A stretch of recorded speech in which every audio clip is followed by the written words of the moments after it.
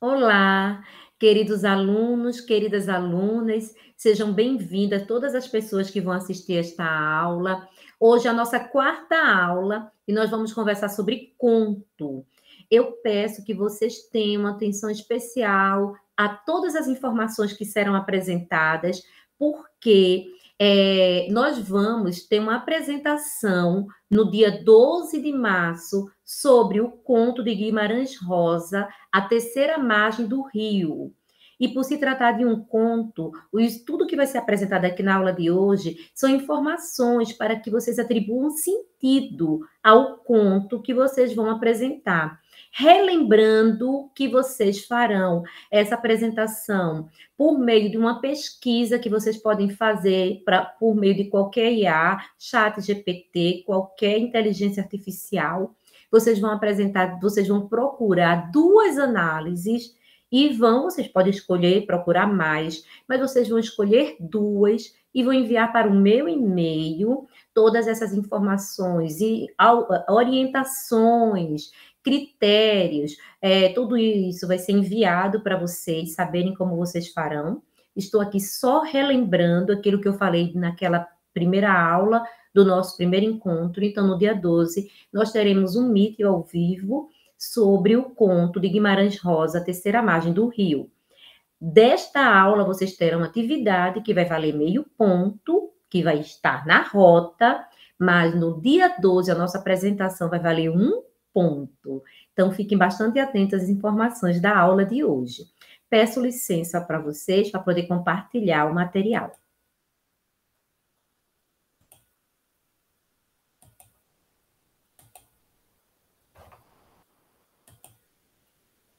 Então, hoje, como eu disse, falaremos sobre conto, é a nossa aula número 4, e eu sou a professora Valquíria Maranhão.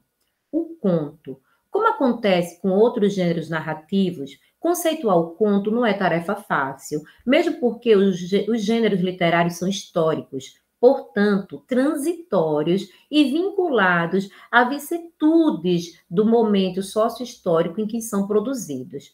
Tanto é que Mário de Andrade, um dos expoentes do modernismo brasileiro, disse, em certa oportunidade, que conto é tudo aquilo que o autor chama de conto. Com essa afirmação, o poeta está evidenciando a dificuldade de se dizer o que é conto. Apesar de sua condição de artefato histórico, o conto possui algumas características que se perpetuam no tempo, conferindo-lhe uma estrutura básica capaz de delimitar as fronteiras entre gêneros e os demais gêneros narrativos. Então, é bastante importante vocês sempre relembrarem os elementos da narrativa que nós já estudamos, que caracterizam por tempo, espaço, narrador, personagem, enredo. O conto é caracterizado por esses elementos da narrativa. Só que o conto, ele perpetua de situações que podem ser situações passadas, é diferente de uma crônica que trata de um assunto atual. O crônico pode ser histórico, pode ser também atual, pode ser algo do futuro. O conto é uma narrativa, e isso é extremamente importante saber, que ela é uma narrativa fictícia. O conto, ele não é real, não trata-se de acontecimentos reais, é fictício, pode ter semelhança com a realidade. Outro ponto importante é que o conto, gente, é uma narrativa breve. O conto é curto, tem poucos personagens e há ali uma única situação narrativa. O conto, ele apresenta um único conflito. É um único conflito ali apresentado. E é tenso. É um conflito pesado que segura a nossa atenção e que tem um final, assim, um final surpreendente. Isso aí é muito importante vocês saberem que é uma característica do conto. Denso, poucos personagens, e rápido. É uma leitura rápida, geralmente de uma única página. O vocábulo conto. Na língua portuguesa, a palavra conto possui várias acepções. Na acepção literária, que nos interessa nesta aula, significa história, narrativa, historieta, fábula, caso, embuste, engodo, mentira, conto do vigário. A origem desse vocábulo remontaria ao latim como mito, que significa invenção, ficção. Admite-se ainda que o vocábulo conto deriva do verbo contar, o imaginário do latim, computare. Na Idade Média, conto significou enumeração de objetos. Com o passar do tempo, a resenha ou transcrição de acontecimentos, relatos, narrativa. No século XVI, o vocábulo assumiu sentido próprio. Foi quando surgiu o primeiro contista português da acepção moderna do termo, Gonçalo Fernando Trancoso, autor de Contos e Histórias de Proveito e Exemplo, 1575. Vocês estão lembrados de quem é Trancoso e essas histórias? Que é aquelas histórias da carochinha que nós escutamos, né, durante a nossa infância e todo o tempo, aquelas histórias que elas têm o sentido de prender nossa atenção por meio de algo que não é real. Trancoso escreveu esta obra depois de um luto, quando a sua mulher havia morrido, e para trazer acalanto para os filhos, ele começou a escrever, e esse texto é um dos textos mais famosos, né, de contos, mais importantes de contos, né? Eu deixei na apostila um conto, O Moinho, no Moinho, de essa de Queiroz. É um conto, não é um conto pequeno, ele é um conto maior, mas ele é muito interessante. Eu deixei no nosso material teórico para que vocês possam ler. E a partir deste conto, existem também algumas provocações nesse material teórico, para que vocês consigam entender o que a gente conversou aqui na aula, e também para que vocês tenham conhecimento desse conto que é lindo, muito importante.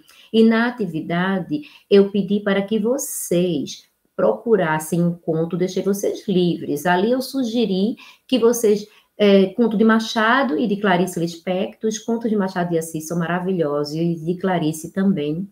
E fiquem atentos ao nome do conto, porque geralmente os bons contos eles têm um título bastante interessante, que ali, a partir do título, já pega a nossa atenção.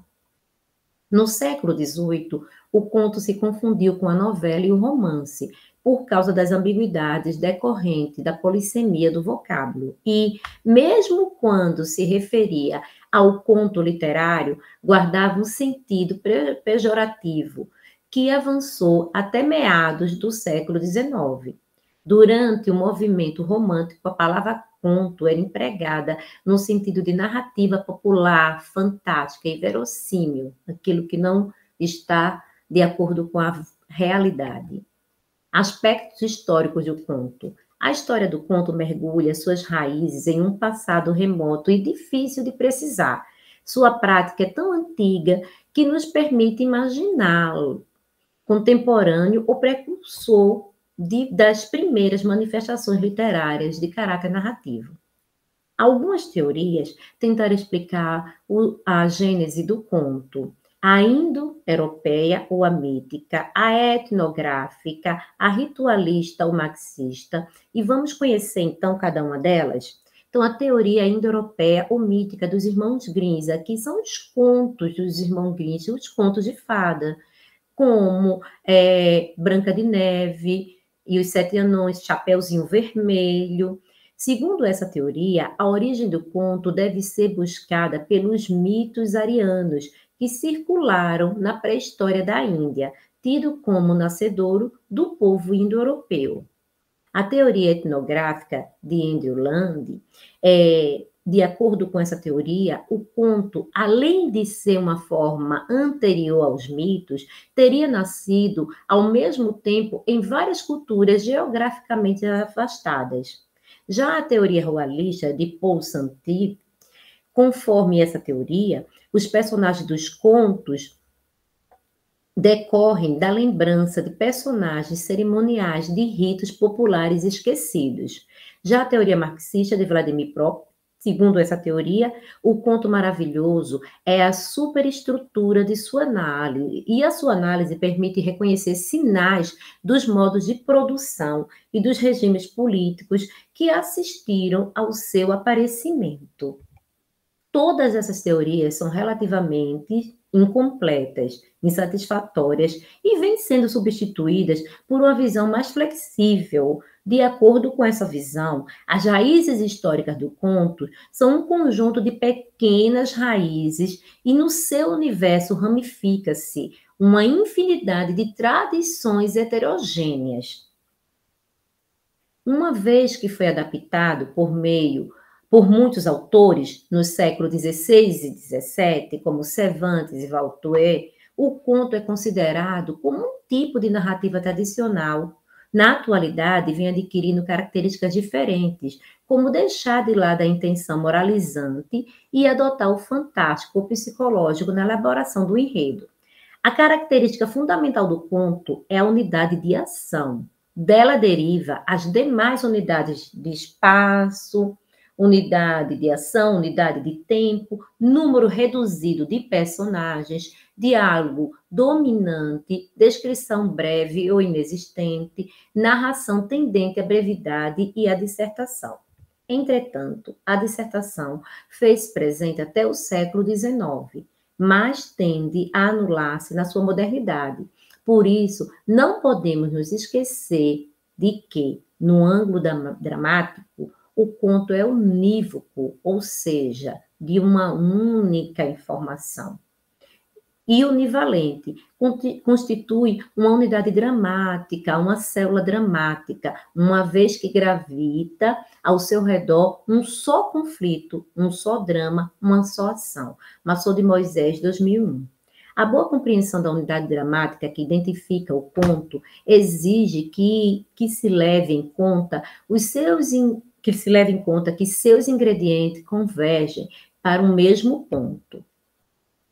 A existência de uma única ação ou conflito, ou ainda de uma única história ou enredo, está intimamente relacionada com a concentração de contos e de pormenores. O conto aborrece as digressões, as divagações, os excessos. Ao contrário, cada palavra ou frase há de ter sua razão de ser na economia global da narrativa, a ponto de, em tese, não se pode substituí-la ou alterá-la sem afetar o conjunto.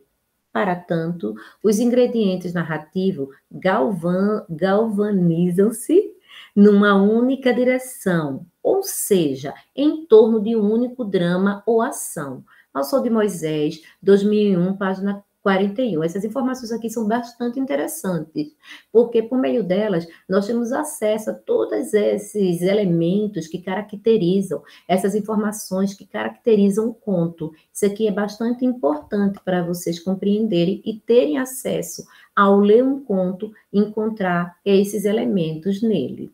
A articulação ou desarticulação, entre o núcleo dramático e o seu envoltório não dramático responde pelo êxito ou pelo insucesso do conto. O que importa no conto são as personagens em conflito, o espaço onde o drama se desenrola e assim sucessivamente.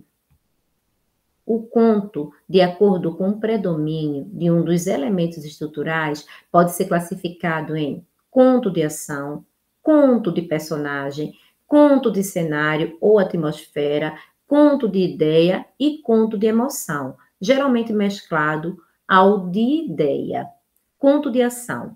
Mais comum, esse tipo de conto foca a ação e caracteriza-se pela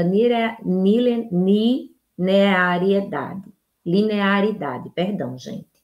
Conto de personagens. Menos frequente, o narrador foca sua atenção no protagonista, que, em geral, é uma personagem plana. Conto de cenário ou atmosfera. Menos frequente ainda, esse tipo de conto tende a gravitar em redor de determinados objetos. A ênfase dramática recai sobre o cenário, o ambiente, transformando em protagonista. Gente, vocês vão encontrar isso nos contos, podem saber. Ao ler, vocês vão identificar todas essas informações. Conto de ideia. Nesse tipo de conto, as ideias se materializam nas personagens, combinando ideias aos elementos estruturais da narrativa. Conto de emoção. Com o intuito do narrador o intuito do narrador é produzir emoção, seja por meio de assombramentos, espantos ou surpresas, que também é uma característica do conto, viu? Como eu já havia dito para vocês, essa história da surpresa, aquilo que no final, digamos, é o clímax, é o momento mais importante e também que traz para a gente o suspense, a nossa respiração acelerada. Nós encontramos isso nas leituras dos contos. E eu espero que vocês façam leituras maravilhosas, de contos maravilhosos. Eu imagino que vocês viverão alguns momentos, o que eu também sinto, vou procurar pesquisar um conto, daqui a pouco eu estou lendo 5, 6, e a gente se envolve porque é uma leitura boa, é uma leitura emocionante, é uma leitura que realmente mexe conosco, e eu espero que vocês também aproveitem a leitura do texto, A Terceira Margem do Rio, para o nosso trabalho, que vai valer um ponto no nosso Meet ao vivo, no dia 12 de março. Até a próxima, queridos, e bons estudos!